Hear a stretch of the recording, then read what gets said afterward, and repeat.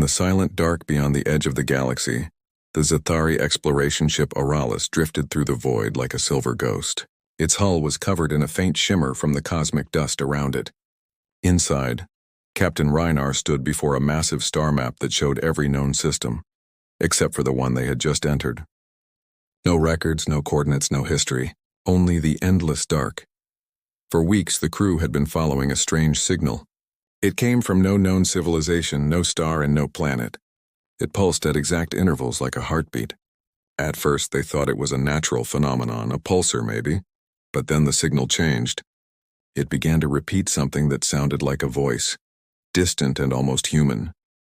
The Zathari Empire had existed for hundreds of thousands of years. They believed they were among the first intelligent beings to rise after the fall of the old races. Their scholars spoke of ancient myths, of creators who had once shaped the stars and then vanished. No one truly believed those tales. Until now, Captain Reinar's eyes stayed fixed on the screen. His second officer, Lyra, walked beside him, her face pale under the blue glow. "The signal is increasing in strength, Captain." "It feels alive," Reinar frowned. "Alive? Explain." "The rhythm adjusts every time we analyze it," she said. "It reacts to our scans. It is as if it knows we are listening." The captain turned back to the main screen. The waveform stretched and pulsed, matching the beat of his own heart. He felt a chill run down his spine. "Play the translation again." A moment later, the voice echoed through the command deck. It was broken, distorted, and soft, but unmistakably human. "We are waiting." Every officer froze. The air seemed to thicken. Even the hum of the engines felt quieter. "Waiting for what?" Reinar whispered. No one answered. The Zathari were not an emotional species, but something about this sound disturbed them. The voice carried weight, like it came from deep time, from before history. Lyra ran her hands over the console, decoding deeper layers of the transmission. "Captain, this message is old, very old. The radiation pattern shows it has been traveling for more than 100,000 years. Reinar's eyes narrowed. "That is impossible. Nothing survives that long in open space." But the data did not lie. They followed the signal deeper into the void, where even light seemed hesitant to exist. Stars faded behind them. Their instruments began to flicker. Soon their ship detected a faint blue glow ahead. The navigation system labeled it as unknown object. Reinar ordered the ship closer. As they approached, the blue glow became clearer.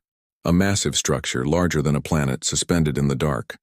It was shaped like a ring, slowly rotating around a dead star. The energy readings were weak but steady.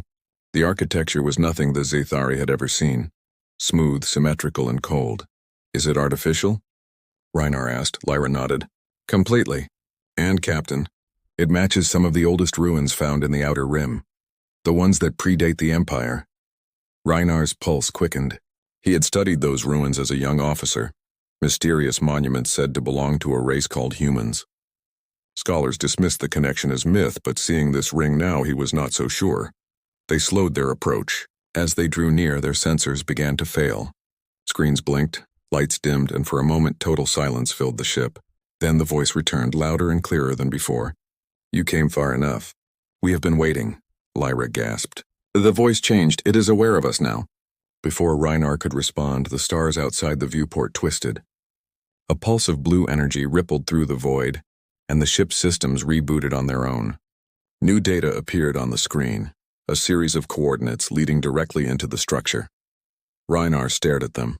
"It is inviting us." "Or trapping us," Lyra muttered. Reinar took a slow breath. "Prepare a probe. I want to know what we are walking into." They launched the probe toward the ring world. The small craft vanished inside, its feed flickering for a few seconds before stabilizing. The crew watched as the probe drifted through what looked like a massive gate. Inside was a vast interior filled with floating cities, all lifeless but perfectly preserved. "Look at that," Lyra whispered. "It is a world within a world." Reinar watched, his throat dry.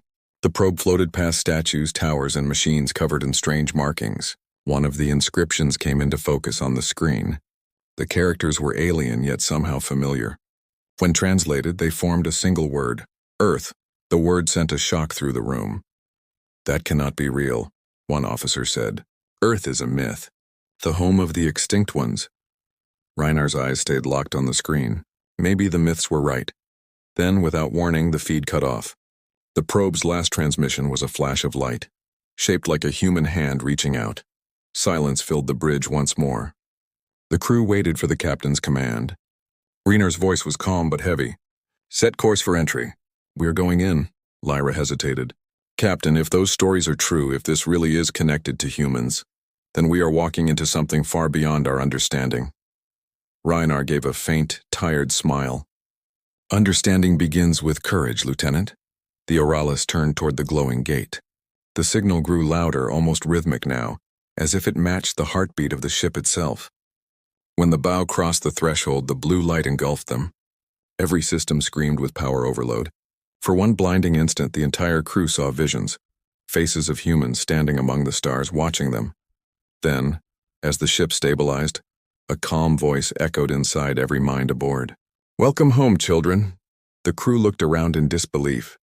None of them had spoken, yet they all heard the same words. Soft, ancient, and unmistakably human. And as the blue light faded, they realized something horrifying. The ship's coordinates were gone.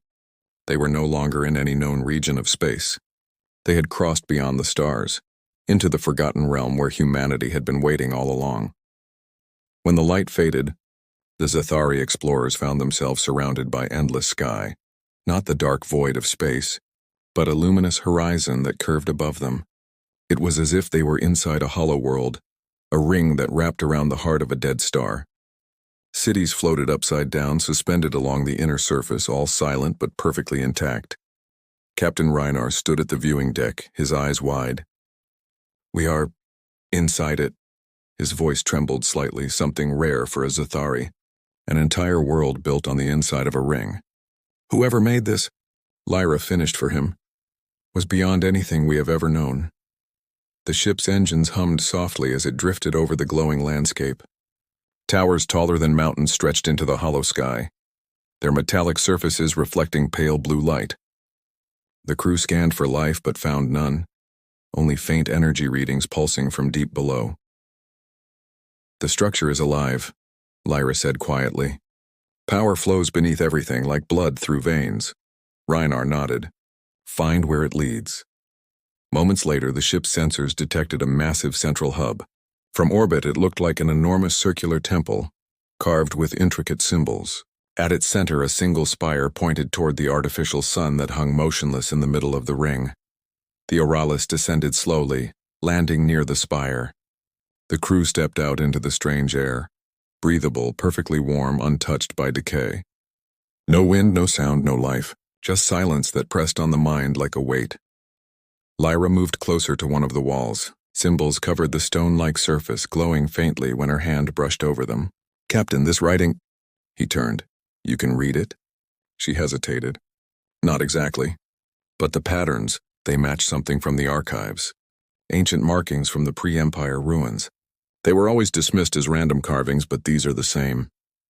The symbols pulsed brighter. Then the wall came alive. Holograms burst into motion, flickering images of humans standing beside alien figures. The recordings played in silence, humans teaching, building, guiding. One scene showed a human holding a small globe of light, offering it to a young alien child. The child's features resembled early Zathari ancestors. Lyra whispered, "Captain, they are teaching them." Reenar's eyes narrowed. "Teaching them what?" Before she could answer, the hologram changed again. This time it showed a vast assembly of beings and hundreds of species, standing before a council of humans. A voice, calm and firm, echoed across the hall. "The stars will die. The cycle will end. But we will plant the seeds of tomorrow." Then the images vanished and the wall went dark. The crew stood frozen. Lyra broke the silence. "Captain, that was a human voice. Their leader. He was speaking about rebuilding life after destruction." Reenar turned toward her slowly. "Then what happened to them?" Before she could reply, a deep vibration shook the ground. The spire at the center of the hub began to glow with blinding light. From within it, a calm voice spoke. Not through their comms, but directly into their thoughts. "Designation Zathari, offspring of the third line. Your presence is unauthorized." The crew staggered as the voice echoed inside their skulls. It was human, perfectly clear, emotionless, ancient. Reenar gritted his teeth. "Identify yourself!" "I am the custodian, guardian of the legacy. The keepers are gone. I remain. Lyra's heart raced. Custodian of what? Of you. The light around the spire brightened, forming the image of a human figure, tall, luminous, with eyes that glowed like suns. The face was calm but heavy with age. You stand upon the cradle of renewal, built by the last humans before their ascension. This place holds the record of creation. Reinar stepped forward, unable to hide the awe in his voice. Then humanity was real? Real, infinite. They spread their essence across the stars. When the galaxy fell to war, they chose silence. They watched their children grow. Children? Lyra asked softly. Every intelligent species born after them carries their mark. Their DNA became your foundation. You are their legacy. The crew exchanged horrified glances. It was too much to believe. Every race born from humanity. The myth of the first race was not just a story. It was fact. Reinar's voice shook. Why are you telling us this now? The custodian's image flickered, showing flashes of stars collapsing, planets burning, fleets in war. Because the balance has failed. The children have forgotten peace. You reached the threshold. The signal was a test. Now the awakening begins. The ground trembled again. Energy lines lit up across the horizon, racing outward like veins of fire. The air vibrated with power. Lyra shouted over the rising hum, "Captain!" Energy readings are increasing everywhere. The entire ring is reactivating. Reinar turned toward the custodian's image. Stop it, we are not your enemies. You are not enemies. You are lost. Then beams of blue light shot into the sky from every city. The artificial sun in the center flared brighter, sending waves of energy rippling through space. The Zathari ship's instruments screamed warnings as their shields began to fail. Retreat, Reinar ordered. Now. The Oralis lifted off, engines roaring as it broke through the energy storm. From above, they could see the impossible. The ring world shifting, vast plates moving like a living thing, revealing massive hangars filled with ancient ships. The custodian's voice followed them, calm and cold. The children of humanity have forgotten their purpose. The time of silence is over. The transmission ended. For several minutes, no one spoke. The ship floated in orbit, surrounded by a halo of glowing light from the awakening ring. Lyra finally whispered, Captain, if this is true, then we are not explorers. We are descendants. Reinar looked at the blue world beneath them, his expression unreadable. No, he said softly. We are witnesses, and what we just woke may never sleep again. Far below, the ring continued to hum, steady, alive, and waiting, as if the ghosts of humanity were drawing breath for the first time in 100,000 years. The Oralis drifted in silent orbit above the colossal ring world. No one spoke. Every crew member stared at the endless glow below, where the surface pulsed like the veins of a living creature. It was as if the entire structure had awoken from a long sleep, stretching its metallic limbs after millennia of silence. Captain Reinar stood near the viewport, his reflection dim against the blue light of the stars. His mind replayed the custodian's words again and again. You are their offspring. You are their legacy. Lyra broke the silence. Captain, readings show hundreds of hangar bays opening across the ring. Energy signatures, extreme. Power levels match star cores. He turned toward her. Star cores? That is not possible. It is, she said, her voice trembling. Whatever these are, they were built with technology far beyond ours. They are ships, Captain. Thousands of them. On the main display, the crew watched as the ancient hangars split open. Massive vessels rose from the depths, sleek and dark, their hulls glowing with faint white lines forming a symbol, a circle with two intersecting bars. It was the same symbol found on the ruins marked Earth. The voice of the custodian echoed again through the comms. The time of stillness ends. Humanity's guardians awaken. Reinar gritted his teeth. You cannot just release them. The galaxy is not ready for this. The galaxy was never ready, replied the custodian. But the harvest of chaos is complete. The elders must return. The ships began to align, forming perfect geometric patterns across the void. Each one emitted a deep resonating hum that made the Oralis hull vibrate. Lyra's ears rang as she adjusted her headset. They are forming a network, she said. Each ship is connecting to another, like they are sharing a single mind. Reinar stepped closer to the glass, his chest tight. And what happens when that mind remembers who it once was? Suddenly, every ship flashed. A wave of white light expanded outward. crossing galaxies faster than light itself.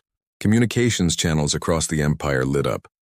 Planets thousands of light years away began to receive the same message. A calm human voice repeating one line in every known language. "We are humanity. We never left." Across the galaxy, panic spread. Governments scrambled. Scholars denied it. Armies prepared for war. But the evidence was undeniable. The DNA archives of countless species started to match ancient human markers. Entire civilizations realized the horrifying truth. They were not alien at all. They were fragments of humanity's great experiment. Inside the Oralis, alarms blared. "Captain, multiple wormhole openings around the ring."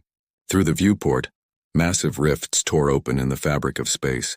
The newly awakened human ships began to vanish one by one, folding into those tunnels. Each jump created a burst of light that shimmered like the birth of a new star. Reinar's crew watched in stunned silence as one ship remained. It hovered above the ring, its engines humming softly. A direct signal came through, bypassing every system. A face appeared on screen, a human, clear and unmistakable. His eyes were pale silver, his expression calm. "Children of Zethar," he said, his voice deep and steady. "We remember you." Lyra stepped back in shock. "Captain." "He is real," the man smiled faintly. "We are not gods. We are simply what came before. When the stars began to die, we left to preserve life's flame. You were part of that plan. You grew, you learned, but you forgot. We do not blame you. We only returned to guide the end." Reinar's voice was tight. "Guide it where?" "To renewal." As the man spoke, the screens behind him showed flashes of stars collapsing into brilliant novas, of black holes closing, of planets bathed in cleansing fire. "The galaxy has lost balance," he continued. "We will restore it. The false empires will fall and the memory of creation will rise again." The feed cut off. Moments later, the remaining human ship released a blinding pulse. The Oralis' systems shut down. When they came back online, the human vessel was gone. Only the custodian's voice remained. The elders returned to the cradle. "You will remember soon," Lyra whispered. "Remember what? What it means to be human." Outside, distant stars began to flicker unnaturally. Data streams from across the galaxy flooded the Oralis' communications. Reports poured in. Worlds were changing. Genetic awakenings. Beings across different species suddenly experiencing shared dreams. Visions of humans walking among the stars. Their hands outstretched. Whispering words of comfort and sorrow. Reinar stared at the stars, his voice low. "They are rewriting us." Lyra turned to him, eyes wide. "Captain, what if this is not the end? What if this is what they meant by renewal?" But Reinar said nothing. He could feel something strange stirring inside him. A faint echo in his mind, a memory that did not belong to him. He saw flashes of another life. A blue sky, the sound of waves, a voice calling a name he did not recognize. He looked down at his hands. For a moment they looked human. The ship trembled. New coordinates appeared on the navigation console, automatically set by the custodian. "Captain," Lyra said quietly, "it wants us to follow." He exhaled slowly, his voice steady but filled with awe. "Then we follow. If humanity truly returns, we will see it with our own eyes." The Oralis turned toward the new coordinates. The stars around them began to shift, bending into a tunnel of white light. As they entered, Reinar heard the voice again, faint, warm, familiar. "Do not fear the light. You are coming home." The tunnel swallowed them whole, and the ring world behind them grew dim, its glow fading into the endless dark. Somewhere far ahead, across time and silence, something ancient was waiting, not to conquer, but to awaken what the galaxy had long forgotten. And for the first time in history, the children of the stars began to remember the face of their creators. The tunnel of light around the Oralis stretched endlessly, its walls swirling like liquid time. Every sensor on the ship had gone blind. The stars vanished, replaced by glowing streams of energy that twisted in strange, rhythmic pulses. Captain Reinar gripped the rail beside his command chair, his reflection ghostly in the dim light. "Report," he said, voice steady though his heart raced. Lyra's fingers flew across the console. "No navigation data. We are outside mapped space. It feels like reality is folding around us." The hum of the engines faded. replaced by a low vibration that seemed to echo in their bones. The ship was moving, but through what or where none of them could say. Then, without warning, the light cleared. The Oralis drifted into open space again, but not the space they knew. Before them hung a vast field of blue fire, a nebula shaped like a spiral galaxy, burning brighter than any natural star could. At its center floated a planet, enormous and radiant, surrounded by hundreds of orbiting vessels. Lyra gasped softly. "Captain, those ships. They are human." Reinar stared, his throat dry. The ships were massive, each the size of a moon, shaped with perfect symmetry, their hulls shining with patterns that resembled constellations. Every line, every light seemed deliberate, beautiful, alive. A signal pierced the silence. The ship's system, unprompted, accepted it. A voice spoke, calm and powerful, echoing through every speaker and mind aboard. "Welcome to Sol Reborn, the cradle of origin, the heart of humanity." Lyra turned slowly toward Reinar. "Sol, that was the name of the human star system, the one we thought destroyed." The view shifted as the Oralis drifted closer. Below them, the surface of the planet shimmered with oceans of silver and clouds of gold. Towers rose into the stratosphere, glowing faintly like they were breathing. Every city below was alive, and not with people but with memories. The same voice spoke again. "You have come as foretold." The signal reached the worthy. Reinar forced himself to speak. "Who are you?" "We are humanity. What remains? What returns?" The screen before him flickered, forming a holographic image. A woman in silver armor, her eyes bright like twin suns. Her presence filled the room with warmth and authority. "I am Admiral Vale, keeper of the Genesis fleet," she said. "Long ago we withdrew. The galaxy had to grow without us, but it has lost its way. Now we return not as conquerors but as teachers once more." Reinar stepped forward, his voice trembling with awe. You created us." The Admiral looked at him with a faint smile. "We created hope. We shaped species to carry fragments of ourselves, mind, spirit, resilience. You were not made to serve us. You were made to remember us." Lyra's voice shook. "If that is true, then every world, every civilization, is part of you." Vale nodded slowly. "And yet you forgot. You built empires of fear and worshipped machines instead of meaning. You turned the stars into weapons. Humanity did not disappear. It scattered into the seeds of you, but now it must return to guide its children home." Behind her, the fleet began to move. Thousands of colossal ships aligned across the horizon. The light from their cores spread outward, illuminating space like a dawn that reached across galaxies. Lyra whispered, "What are they doing?" Vale's eyes glowed brighter, restoring balance. "The stars have aged. The energy that sustains your worlds fades. The Genesis fleet will reignite them. You will watch your skies burn, but from that fire life will rise again." Reinar's pulse raced. "You cannot do this. You will destroy millions." The Admiral's gaze softened. "You misunderstand. You will remember through the renewal. Death is only the path to continuity." The ship trembled as waves of energy rippled outward from the fleet. Across the galaxy, ancient systems stirred to life. Forgotten satellites awakened. Lost colonies blinked back into existence. The custodian's voice returned, merging with Vale's until they spoke as one. "The children of humanity are one again. The blood remembers its source." Lyra clutched her chest. "Captain, something is happening." Her skin shimmered faintly with light, the same blue as the ring world's glow. Around the bridge, others experienced it too. Visions, memories, sensations of walking on green worlds under human skies. Hearing laughter, feeling warmth that was not their own. Reinar staggered as his own vision blurred. He saw flashes and a beach, waves crashing, a blue world under a golden sun. He saw hands, human hands, reaching out to the stars. A voice whispered in his mind, "You were never alien. You were always us."